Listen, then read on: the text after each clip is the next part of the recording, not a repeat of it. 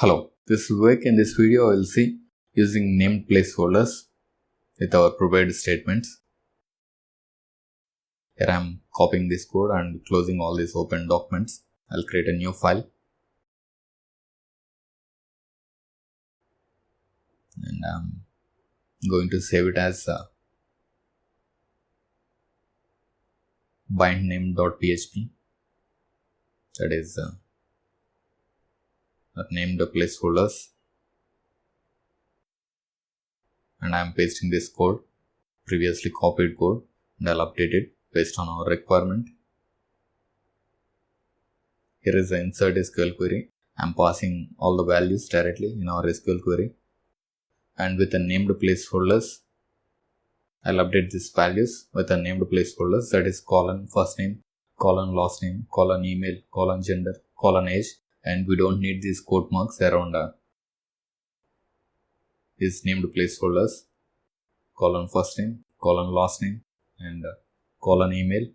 After updating all these values, we should prepare this statement so we can bind the values colon email, colon gender, and colon age. These are all the named placeholders. We just updated our SQL query with the named placeholders.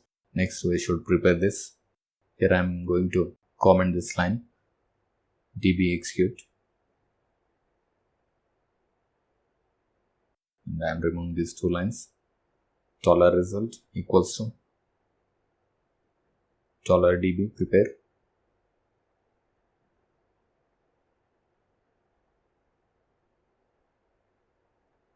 $db prepare. That's it. Now we can bind the values using $result, $prepare SQL. Now we can bind the values using $result, bind value, and bind param methods. For the first one, I am going to use bind value method. In bind value, we can concatenate a string with our values, and I am going to submit values through URL, that is through the get method. First argument is first name, and the second one is our value. Here I am concatenating with the string, that is Mr., and concatenation $_get fname $_get. So we can pass these values through URL, fname, and a semicolon.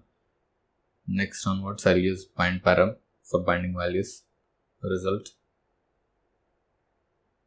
bind param,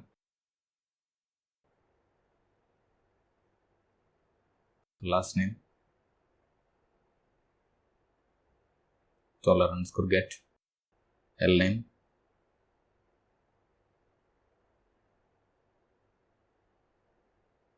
$result, bind param, email, and $_get email.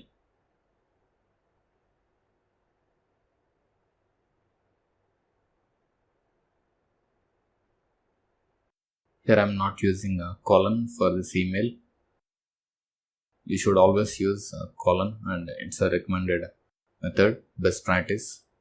And here I will show if I am not using colon, what will happen. The outcome will be same, all these results will be inserted, but still it's better to use columns. Here I am updating it with a gender, and the $_get gender, age, and $_get age. Age is a number, so we can pass a constant, PDO constant, param_int, to filter integers. After binding all the values, we should execute it. It is $result execute,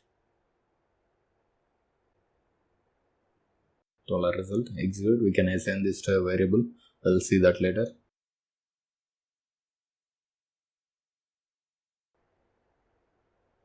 First of all, we'll see whether we are able to insert this record into database or not. Here everything is fine, and it's also good practice to use named placeholders, same as the column names, that is first name, colon first name, named placeholders, last name, and a colon last name as the named placeholders. For email, colon email as the named placeholder, gender, colon gender, age, colon age. It will be easy to readable and easy to find out if any mistakes. Here I am loading this file in browser, that is bindname.php, and I'll type these values, all these values. We are going to submit it through URL fname equals to my first name and lname equals to my last name, and I email. I'm passing here my email, and a gender, age. Okay, everything is fine. Here I'll check one last time. First name, f name, and last name, l name, email, gender, age. Everything is fine. Here also everything is correct. I'll check the number of records in PHP MyAdmin. Here we have 3 records. After executing this page, I should see 4 records in our database PHP MyAdmin. Here we have an error on line number 23. It's because of echo statement. Here I'm just commenting this line. Apart from that, we don't have any errors. If I'll reload this page, PHP MyAdmin, we have our record here. All these values are inserted. When with a colon or without colon, all these values are inserted.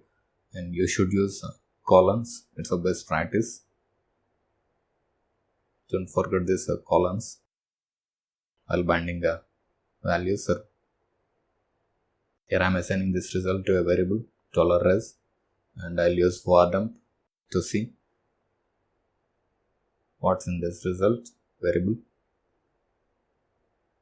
Based on this, you can proceed to next steps like writing if else conditions. It will be a simple boolean true or false.